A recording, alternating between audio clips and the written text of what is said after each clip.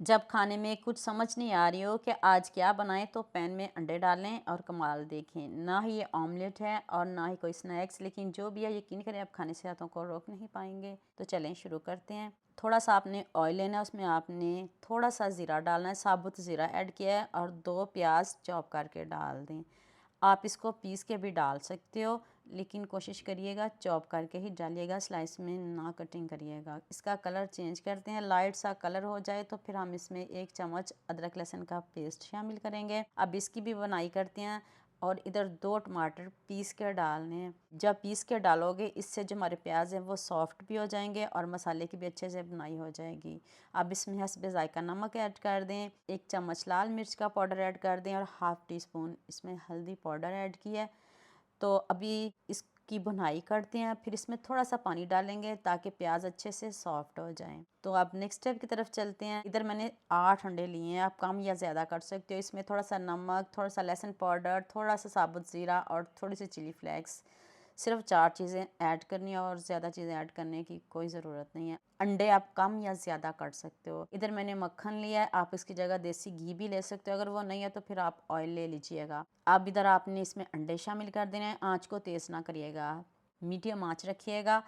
और अंडों को आपने उसी टाइम टर्न नहीं करना, थोड़ा टाइम हो जाए, कुछ सेकंड के बाद आपने अंडों को टर्न करना है। और पीसेस आपने बड़े बड़े रखने हैं, छोटे पीस ना रखिएगा।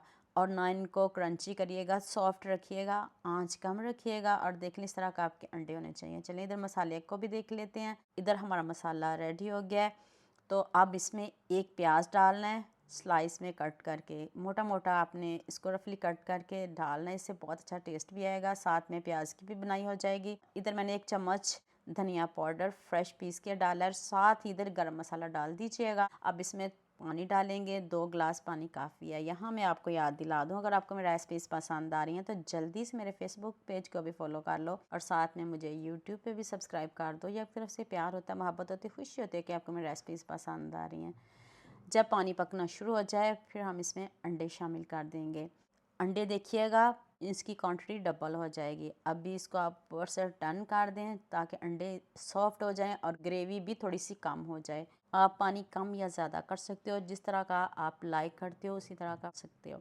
देखें अंडे हमारे फूल चुके हैं, तो अब आंच को बंद करते हैं। इधर कसूरी मेथी डालते हैं और साथ में खूब सारा सब्ज़ धनिया, लेकिन मैंने इधर सब्ज़ मिर्च गार्निश करके ऐड कर दिया है। सब्ज़ धनिया मुझे नहीं मिला तो मैं बाद में डाल लूँगी। तो आप मुझे जल्दी से ये भी बता दें मुझे किन किन मुल्कों और किन किन शहरों से देख रहे हैं। मुझे बहुत खुशी होती है जब आपके फेसबुक और यूट्यूब पर खूबसूरत से कमेंट पढ़ती हूँ। आप सबका खूबसूरत कमेंट करने का बहुत बहुत शुक्रिया। और आप सबके लिए भी दिल से दुआ है मेरी, आप हमेशा खुश रहें और हमेशा मेरे साथ ऐसे जुड़े रहें। लीजिए, अंडों का मज़ेदार सा सालन रेडी है और मुझे दुआ में याद रखिएगा।